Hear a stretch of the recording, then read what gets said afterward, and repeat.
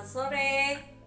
Assalamualaikum warahmatullahi wabarakatuh. Bertemu lagi dengan saya Heti Triwahyuni, dosen mata kuliah wacana. Pada kesempatan sore hari ini, kita akan melanjutkan topik mengenai tema, topik, dan judul. Kemarin kita sudah membahas mengenai kohesi koherensi.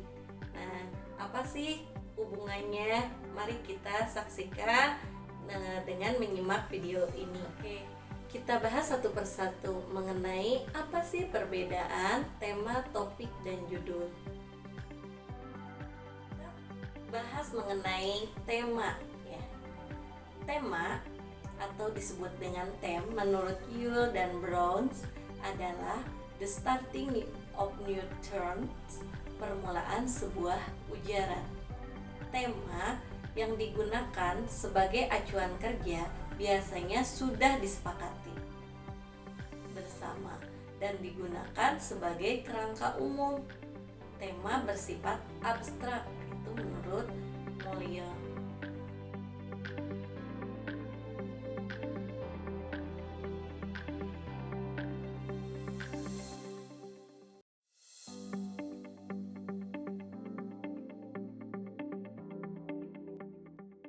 Kita bahas yang pertama yaitu topik dalam kalimat.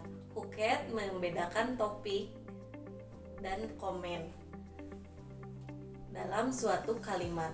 Contohnya, dan berikut 1. Partono berlari.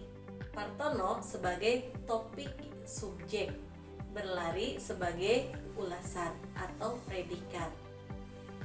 Ani yang kedua, Ani menulis surat.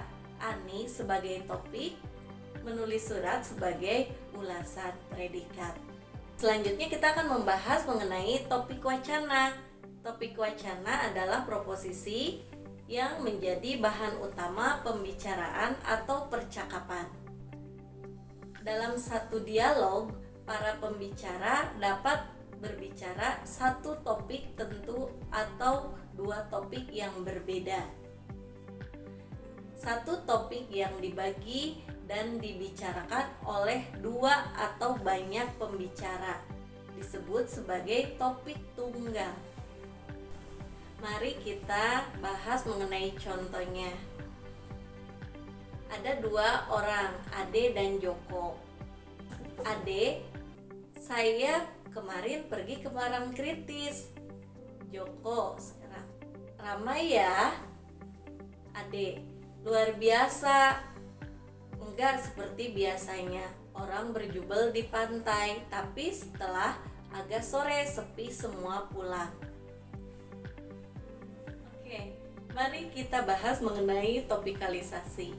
Topikalisasi ialah pemilihan dan penanda topik, yaitu sesuatu yang dibicarakan dalam wacana.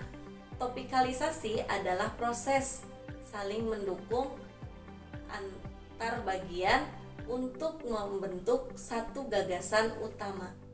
Mari kita bahas topikalisasi antar kalimat. Topikalisasi antar kalimat terjadi apabila sebuah topik atau gagasan utama terdapat di dalam suatu kalimat, sedangkan kalimat-kalimat lain yang berfungsi sebagai bagian dari pada pendukungnya. Contoh topik ucapan terima kasih. Proposisi ini merupakan gagasan utama atau disebut topik yang perlu diberi penjelasan sejumlah kalimat agar gagasan itu menjadi jelas. Oke, kita akan mulai masuk pada contoh. Pada kesempatan ini, penulis ingin menyampaikan ucapan terima kasih kepada pihak-pihak yang berjasa dalam penyusunan skripsi ini. Di sini kita akan membahas mengenai contoh topikalisasi antar paragraf. Selanjutnya kita akan membahas mengenai judul. Judul merupakan bagian terkecil dari keseluruhan wacana. Sifatnya sangat spesifik dan informatif. Biasanya langsung mengarah pada isi wacana atau karangan. Judul menjadi sangat penting karena dianggap sebagai pintu informasi paling awal, ringkasan, dan mewakili isi tulisan atau karangan yang akan dijelaskan. Contohnya, Malam Jumat Kliwon berisi masalah-masalah misteri.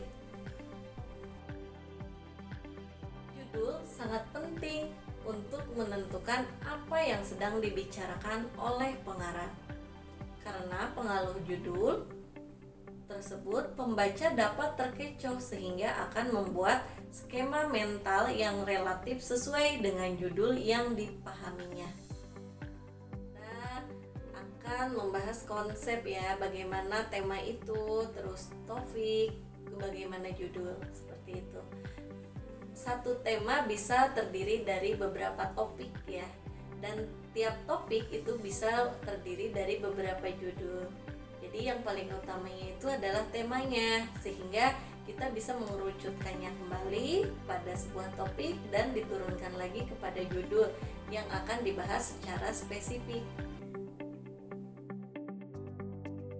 Terima kasih semua atas menyimakkan mata kuliah pertemuan sekarang. Saya tutup dengan bacaan Alhamdulillahirrabbilalamin, nasrun minallah wa fathul qarib wa basiril mu'minin. Wassalamualaikum warahmatullahi wabarakatuh.